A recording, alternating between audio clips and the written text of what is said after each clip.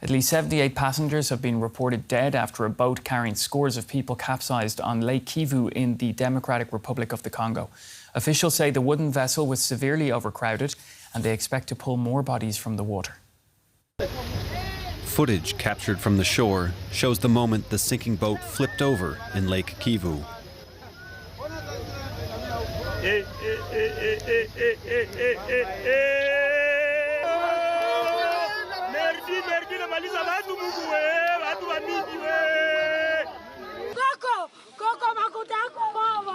All around the port of Goma, there is shock and grief.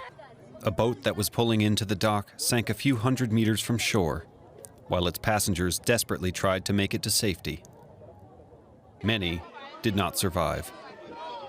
In the aftermath, people who came to greet family members and friends found themselves searching through bodies pulled from the lake, dreading what they might find. I came to see my husband, who had gone on a trip. He had told me that he was going to come back today, but I arrived and they told me that the boat he was in had capsized. He'd called me before and told me that the boat was capsizing and that there was already a lot of water inside. He asked me to pray for him to see if he would make it. I arrived and they told me he's dead because I don't see him among those who were saved. The boat was only built for 30 passengers. Witnesses say it was carrying around 10 times that many. I was stunned to see the boat Merdi overturn and drown everyone. There were over 300 people on board. I am one of the survivors. We escaped the boat by the grace of God. It was God who saved me. But many women and children drowned, along with everything they had with them. The cargo, the money from goods, all of it is gone. It's the fourth time this year that a boat accident in Congolese waters led to a large number of drownings. Like many issues in Congo, it's connected to the decades-long armed conflict between the government and insurgents. The Merdi was traveling from the town of Minova to Goma when it sank. The two towns are connected by a road, but rebels have overtaken it, forcing travelers to resort to overloaded and poorly maintained boats and ferries. Sometimes with devastating consequences. Our correspondent Felix Maringa in Nairobi is monitoring events. Welcome, Felix.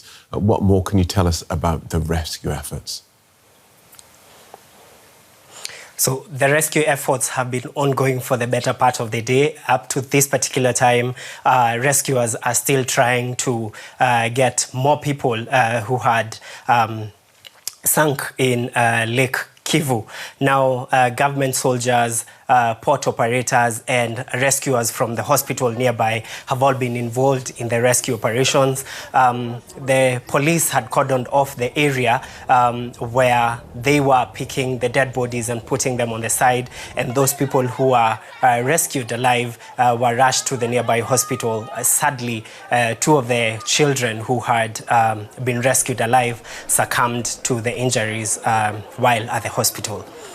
And what's being said about the cause of this tragedy?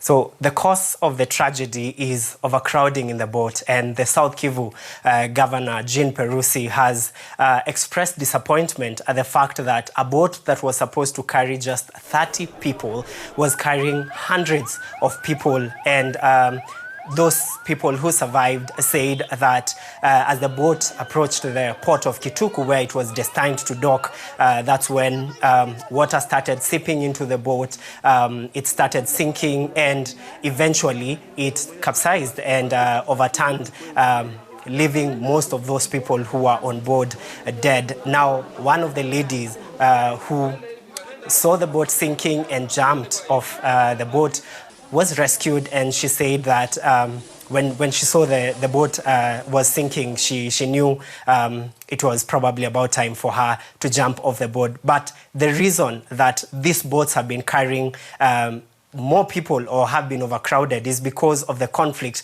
that has been going on between the M23 soldiers and the government soldiers who have made the roads impassable. And so the safest route for most of the traders have been to use the boats to cross over in Lake Kivu. But most of the time, sad as it may, the boats are overcrowded, and they have led to incidents like that of today where tens of people have been left dead. OK, thank you for that, Felix. DW Correspondent Felix Maringa in Nairobi.